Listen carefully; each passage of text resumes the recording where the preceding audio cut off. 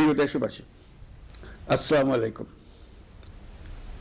আজ আমাদের পুরো জাতি গভীর শোক ও বেদনায় নিস্তব্ধ।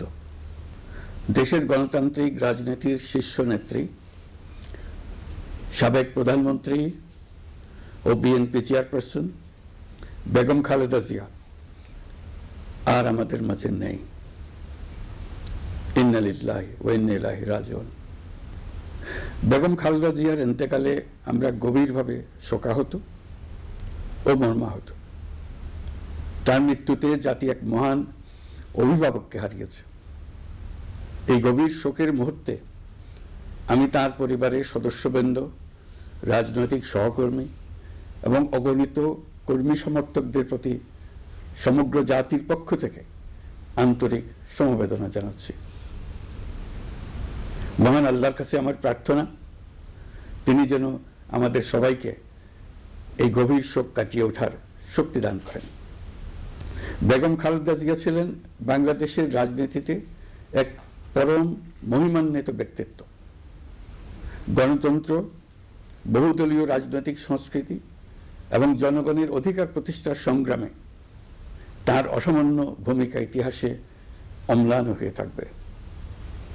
স্বৈরাচার ও ফেসিবাদের বিরুদ্ধে তার আপসহীন নেতৃত্ব বারবার জাতিকে গণতন্ত্রহীন পরিস্থিতি থেকে উত্তরণের পথ দেখিয়েছে এবং মুক্তির প্রেরণা জুগিয়েছে।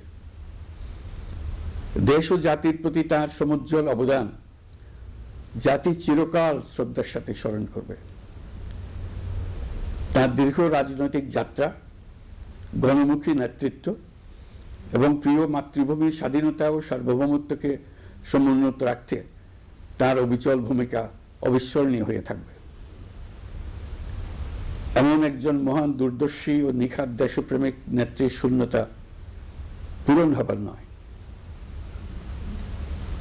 প্রিয় দেশবাসী, এই শোকাবহ মুহূর্তে আপনাদের প্রতি আমার উদাত্ত আহ্বান, আসুন আমরা সবাই যার যার অবস্থান থেকে মহান আল্লাহর দরবারে বেগম খালেদা জিয়ার বিদেহী আত্মার মাগফিরাত কামনা করি।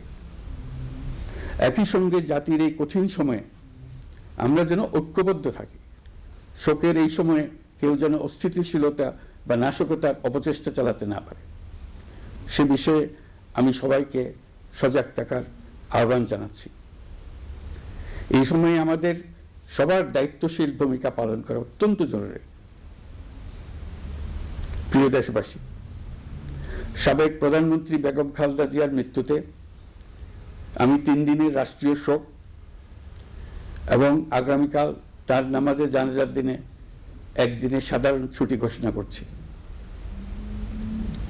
নামাজে জানাজা সহ সব ধরনের শোক পালনে শৃঙ্খলা বজায় রাখার জন্য আমি সবার প্রতি বিনীত আহ্বান জানাচ্ছি। প্রিয় দেশবাসী, আমি জানি আপনারা সবাই এই সময়ে অনেক আবেগাপ্লুত। আমি আশা করছি শোকের এই সময়ে আপনারা ধৈর্যের পরিচয় দেবেন এবং তার জানাজা সহ সকল আনুষ্ঠানিকতা পালনে সংশ্লিষ্ট সবাইকে সহযোগিতা করবেন। মহান আল্লাহ তাআলা আমাদের সকলকে ধৈর্য, শক্তি ও ঐক্যবদ্ধ থাকার ক্ষমতা দেন। আল্লাহ হাফিজ।